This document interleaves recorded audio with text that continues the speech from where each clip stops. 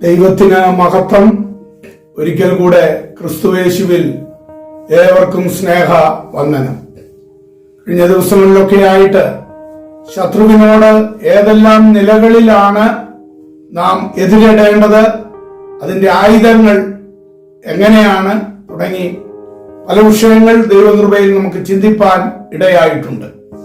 വീണ്ടും നാം ചിന്തിക്കുമ്പോൾ, നാം ദൈവത്തെ സ്തുതിക്കുമ്പോൾ, ദൈവത്തിന് മഹത്വം കൊടുക്കുമ്പോൾ ശത്രു പരാജയപ്പെടുന്ന അനുഭവമാണ് നമുക്ക് കാണുവാനായിട്ട് കഴിയുന്നത്. പുറപ്പാട് പുസ്തകത്തിലേക്ക് നാം കടന്നു വരുമ്പോൾ അതിന്റെ 15-ാം അധ്യായത്തിൽ ഇപ്രകാരം നമുക്ക് കാണാം. അതിന്റെ 9 മുതൽ, ഞാൻ പിന്തുടരും, പിടിക്കും, കൊള്ള പങ്കിടും, എന്റെ ആശ അവരാൽ പൂർത്തിയാകും, ഞാൻ എന്റെ വാൾ ഊരും, എന്റെ കൈ അവരെ നിഗ്രഹിക്കും എന്ന് ശത്രു പറഞ്ഞു. നിന്റെ കാറ്റിനെ നീ ഊതിച്ചു, കടൽ അവരെ മൂടി, അവർ ഈയം പോലെ പെരുവെള്ളത്തിൽ താണു. യഹോവേ, ദേവന്മാരിൽ നിനക്ക് തുല്യനാ, വിശുദ്ധിയിൽ മഹിമയുള്ളവനെ, സ്തുതികളിൽ ഭയങ്കരനെ, അത്ഭുതങ്ങളെ പ്രവർത്തിക്കുന്നവനെ, നിനക്ക് തുല്യൻ ആർ. ഇവിടെ പറയുന്നു സ്തുതികളിൽ ഭയങ്കരനെ. നമുക്ക് കാണുവാൻ കഴിയുന്നത് ഫറവോനും അവന്റെ സൈന്യവും ഇസ്രായേൽ ജനത്തെ പിന്തുടർന്ന സമയത്ത് കൊള്ള പങ്കിടും, പിടിക്കും എന്നൊക്കെ പറഞ്ഞ് അവന്റെ രഥചക്രങ്ങളും അവന്റെ സൈന്യവുമായി കടന്നു വന്നു. എന്നാൽ മോശയും ഇസ്രായേൽ ജനവും അവർ ഒരുമിച്ച് ദൈവത്തെ സ്തുതിച്ചപ്പോൾ, സ്തുതിയിൽ ഭയങ്കരനായ ദൈവം അവർക്കെതിരെ യുദ്ധം ചെയ്തു, അല്ലെങ്കിൽ പ്രവർത്തിച്ചു. ഫറവോനും സൈന്യവും ആ ചെങ്കടലിൽ ഈയം പോലെ താഴുവാനായിട്ട് ഇടയായി തീർന്നതാണ് നമുക്കിവിടെ കാണുവാനായിട്ട് കഴിയുന്നത്. സങ്കീർത്തനത്തിലേക്ക് കടന്നു വരുമ്പോൾ 22-ാം സങ്കീർത്തനത്തിന്റെ 22 മുതൽ, ഞാൻ നിന്റെ നാമത്തെ എന്റെ സഹോദരന്മാരോട് കീർത്തിക്കും, സഭാമധ്യേ ഞാൻ നിന്നെ സ്തുതിക്കും, യഹോവാഭക്തന്മാരെ അവനെ സ്തുതിപ്പീൻ തുടങ്ങിയ വാക്യങ്ങളാണ് നമുക്ക് അവിടെയും കാണുവാനായിട്ട് കഴിയുന്നത്. അതെ പ്രിയമുള്ളവരെ, ദൈവത്തെ നാം സ്തുതിക്കുമ്പോൾ ശത്രു അല്ലെങ്കിൽ അവൻ പരാജയപ്പെടുന്നു, അവന് പ്രഹരമേൽക്കുന്നു.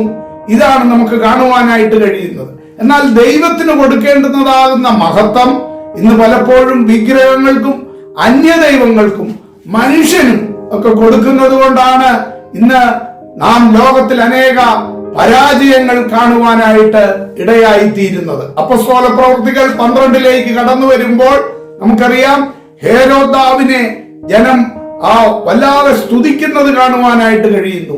അവന്റെ ആ പ്രസംഗത്തെ അത് ഏതാണ്ട് ദേവന്മാർക്ക് തുല്യം കൽപ്പിച്ചുകൊണ്ട് അവനെ സ്തുതിക്കുന്നതാണ് അവിടെ കാണുവാൻ കഴിയുന്നത്. എന്നാൽ ദൈവത്തിന് മഹത്വം കൊടുക്കായികയാൽ മറ്റുള്ളവരാണ് അവനെ പുകഴ്ത്തിയത്, എങ്കിലും ദൈവത്തിന് അവൻ മഹത്വം കൊടുക്കായികയാൽ അവൻ കൃമിക്കിരയായി തീർന്നു എന്നാണ് നമുക്കവിടെ കാണുവാനായിട്ട് കഴിയുന്നത്. ഇന്ന് പലപ്പോഴും ദൈവത്തിന് കൊടുക്കേണ്ടുന്നതായ മഹത്വം പല നിലകളിൽ ശത്രു തട്ടിമാറ്റി, ചിലപ്പോൾ അത് മുഖസ്തുതിയായിട്ടും ഇതേപോലെ മനുഷ്യനെ ആരാധിക്കുന്നതിനും വിഗ്രഹങ്ങളെ ആരാധിക്കുന്നതിനും അന്യദൈവങ്ങളെ ആരാധിക്കുന്നതിനും ഒക്കെ ആയിട്ട് പിശാച് തട്ടിമാറ്റിക്കൊണ്ടിരിക്കുന്നതാണ് നമുക്ക് കാണുവാൻ കഴിയുന്നത്. അതിന്റെ പരാജയമാണ് ഇന്ന് പലപ്പോഴും മനുഷ്യൻ ഏറ്റുവാങ്ങിക്കൊണ്ടിരിക്കുന്നത്. അതേ പ്രിയമുള്ളവരെ, ദൈവത്തിന്റെ ജനം ദൈവത്തെ സ്തുതിക്കുമ്പോൾ, ദൈവത്തിന് മഹത്വം കൊടുക്കുമ്പോൾ, അല്ലെങ്കിൽ സ്തുതിക്ക് യോഗ്യൻ അവിടുന്നാണ്, സ്തുതിക്ക് അർഹൻ അവിടുന്നാണ്. അവിടുന്ന് സർവശക്തനായ ദൈവമാണ്. ആ ദൈവത്തെ നമ്മൾ സ്തുതിക്കണം.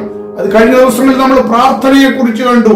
ആ പ്രാർത്ഥനയോടുകൂടി ദൈവത്തെ നമ്മൾ സ്തുതിക്കുകയും ചെയ്യേണ്ടത് ആവശ്യമാണ്. ഇന്ന് പലപ്പോഴും മനുഷ്യൻ പ്രാർത്ഥിക്കുന്നത്, അവൻ വളരെ പ്രാർത്ഥിക്കുന്നുണ്ടായിരിക്കാം, എന്നാൽ അവന്റെ ആഗ്രഹങ്ങൾ നിറവേറേണ്ടതിന് വേണ്ടിയുള്ള പ്രാർത്ഥനയാണ്.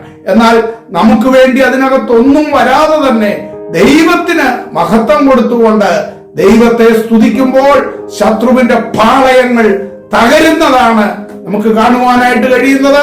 അതാണല്ലോ എരികോ കോട്ട തകർന്നതിന്റെ ആ അവസ്ഥയിലും നമുക്ക് കാണുവാൻ കഴിയുന്നത്. ആയതിനാൽ പ്രിയമുള്ളവരെ, ശത്രുവിനെ തകർക്കുവാൻ പറ്റിയ മറ്റൊരായുധമാണ് ദൈവത്തിന്റെ ജനം ദൈവത്തിന് മഹത്വം കൊടുത്തുകൊണ്ട് സ്തുതിക്കുക എന്നുള്ളത്. അപ്രകാരം ദൈവത്തെ സ്തുതിക്കുവാൻ നമുക്കിടയായി തീരട്ടെ. ദൈവകരങ്ങളിൽ ഏൽപ്പിക്കാം. അവിടുന്ന് നമ്മെ അനുഗ്രഹിക്കുമാറാകട്ടെ.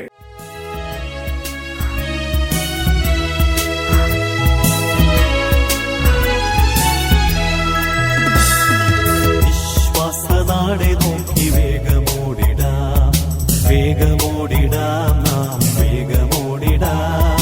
വിശ്വാസനാടെ നോക്കി വേഗമോടിടാം, വേഗമോടിടാം, നാം വേഗമോടിടാം.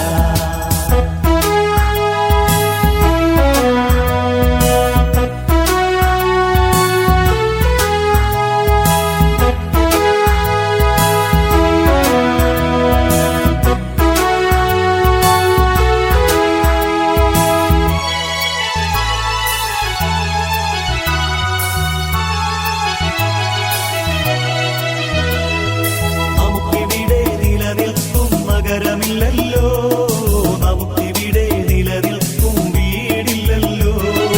നമുക്കിവിടെ നിലനിൽക്കും നഗരമില്ലല്ലോ, നമുക്കിവിടെ നിലനിൽക്കും വീടില്ലല്ലോ. നമ്മുടെ വീട് ആ നിത്യമം വീട് വാനലോകത്തില്. നമ്മുടെ വീട് ആ നിത്യമം വീട്